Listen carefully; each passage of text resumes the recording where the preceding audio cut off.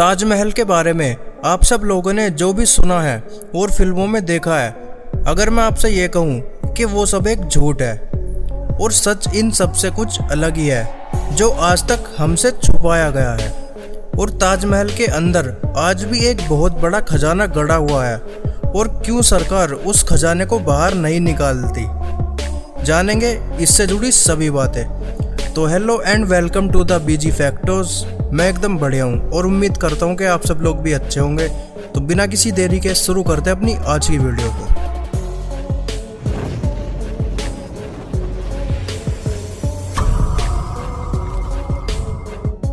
ताजमहल को एक प्रेम का प्रतीक भी माना जाता है, जिसे देखकर ये पता चलता है कि शाहजहां का प्रेम मुमताज के लिए कितना ज़्यादा था। लेकिन पर सच इससे बिल्कुल अलग है। हम सब लोग वही बातें जानते हैं जो उस वक्त से अंग्रेज़ों ने फैलाई थी और जो मुमताज को दफनाने के लिए जगह बनाई थी वो इतनी ज़्यादा सुंदर थी कि इतिहासकार भी ये मानने लगे कि अगर मुमताज की कब्र इतनी ज़्यादा सुंदर बनी है तो शाहजहां का प्रेम भी उनके लिए बहुत ज़्यादा ही होगा। और तभी से इसे एक प्रेम प्रतीक इमारत भी लिखना शुरू कर दिया गया। मुमताज से विवाह होने से पहले भी शाहजहां के और भी कई विवाह हो चुके थे और ताजमहल के अंदर शाहजहां और मुमताज की कब्र भी बनी हुई है। लेकिन पर जो कब्र ताजमहल के अंदर बनी हुई है वो नकली है और एक बहुत बड़ा झूठ भी है। वो इसलिए क्योंकि मुमताज की मृत्यु 1631 में हुई थी, वो भी उस समय जब वो एक लड़की को जन्म देने वाली थी। जन्म देने के बाद वो मर गई थी। इसी कारण से उनका नाम उस वक्त ज़्यादा सुर्खियों में आने लगा था। और उस वक्त उनकी कब्र अहूखाना जो मध्य प्रदेश में है, उनके शव को वहां दफनाकर बना दी गई थी और वो जगह आज भी मौजूद है। लेकिन पर वहां उसकी कोई देखरेख नहीं है, इसलिए वो अब दिन पर दिन एक खंडर जैसी होती जा रही है। ऐसा कहा जाता है कि 1 साल बाद मुमताज के शव को उस कब्र से निकालकर आगरा लाया गया था ताजमहल में दफनाने के लिए। पर ताजमहल को बनने में भी 22 साल का समय लगा था। तो फिर ताजमहल जब बना ही नहीं था तो फिर मुमताज के शव को दफनाया कहाँ गया?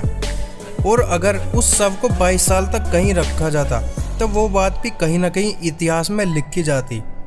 और शाहजहां मुमताज के मरने पर इतना बड़ा ताजमहल बनवा सकता है तो उस समय मुमताज के शव को जब अहूखाना में दफनाया गया था, ऐसा कोई खर्चीला काम या शाही काम क्यों नहीं किया गया? और आपको इन दोनों के प्रेम से जुड़ी और कोई भी बात इतिहास के पन्नों में नहीं दिखाई देगी।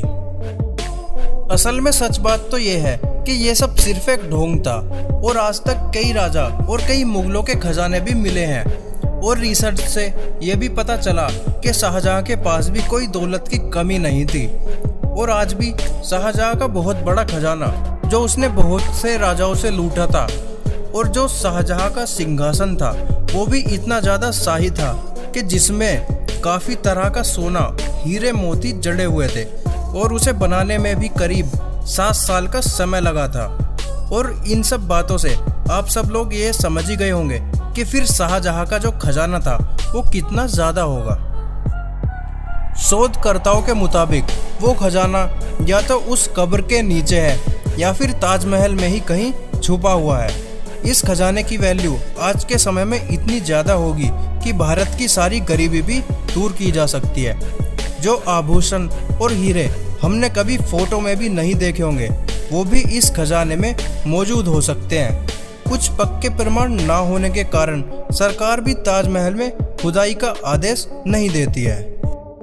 ताजमहल में खुदाई के कारण जनता भी भड़क सकती है और ताजमहल जैसी इमारत को दोबारा बनाना लगभग नामुमकिन है। इसी कारण से सरकार सब कुछ जानते हुए कुछ नहीं कर पाती है। तो ये थी आज की वीडियो।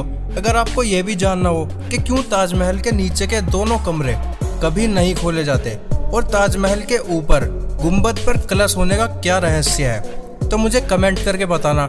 मैं आप सभी को इस पर भी एक वीडियो बनाकर ज़रूर दूंगा। और आज की वीडियो आपको कैसी लगी मुझे ये भी कमेंट करके बताना। वीडियो को लाइक करना और शेयर करना और सब्सक्राइब करना बीजी फैक्टोज को। मैं मिलता हूँ आपसे अगली वीडियो के अंदर।